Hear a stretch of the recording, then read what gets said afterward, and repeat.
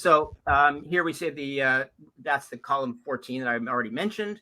The plane losing structural integrity halfway to the C-ring, and yet this is what it's supposed to have created. Supposedly a slurry of material created this hole.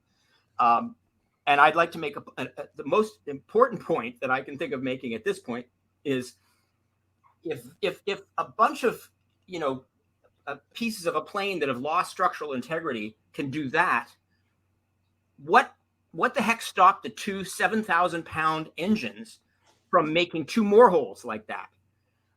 Those engines, there is nothing that could have stopped those engines. The kinetic energy from those engines hitting that building at 530 plus miles per hour. What inside the building could possibly have stopped those engines from reaching the C-ring and making holes on either side of this? The fact that they didn't do that tells you that this is, and there we go. There are the two. There's an example of the engine that we're talking about. What did it hit inside the building that would have stopped it from getting there? And the answer is there's nothing that could have stopped that from happening, especially if the falling, the plane, the fuselage can make a hole, but the two engines can't. This is absurd. Anyway, yeah, let's. Now, who are these guys, and why were they placing or moving evidence, tainting the crime scene before any investigation had started? And there's tons of pictures of people doing that. Now, this is an example. This shows the foundation, which is, there you see it looks like there's a bit of a gouge there, but you'll see in the other images that there is no, there we go. This is the site, supposedly, of a plane coming in at the speed I said, at first floor level, with the engines hanging below the rest of the fuselage.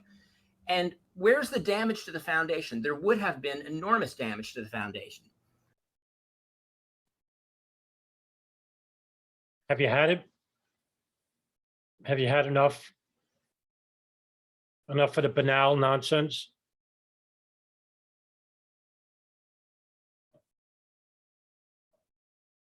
Why is the truth movement catering to these people?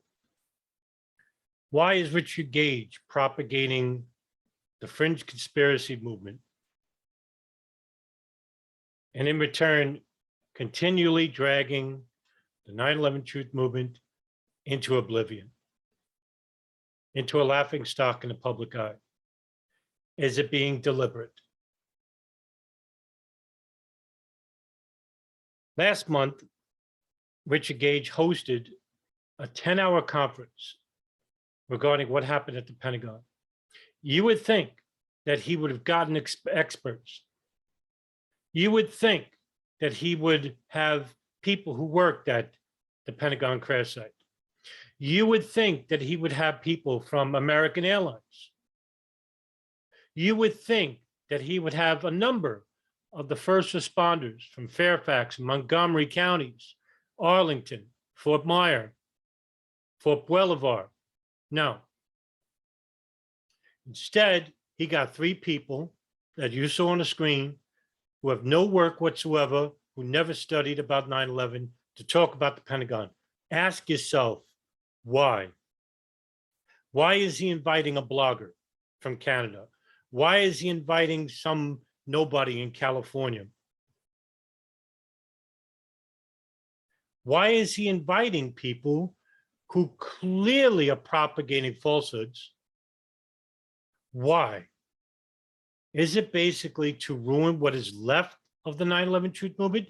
Or is it basically to take advantage of those who believe in fringe conspiracies by way of profit? These are the questions you'll have to ask, because as you can see in just that short clip, nothing that person was saying was remotely true. All his questions are basically answered. Why didn't the engine survive? Maybe it's because that the plane was hitting the building at 530 miles an hour with 78,000 pounds of jet fuel. What makes you think an engine's going to survive such an impact? It's not like we haven't seen that before. There have been numerous examples of intentional crash sites where nothing of the plane of any type of large size survived. What about the people who witnessed the plane hitting the Pentagon? Unlike those people, if you want to be taken seriously in the public eye, you'll have to ask the right questions. You'll have to share pertinent information. As of right now, anybody who doesn't know what happened at the Pentagon 21 years later is still propagating and believing in fringe conspiracies. And by default, you are no longer a truther. You are a fringe conspiracy believer, someone who continues to be in a state of paralysis mentally and nowhere within the court system.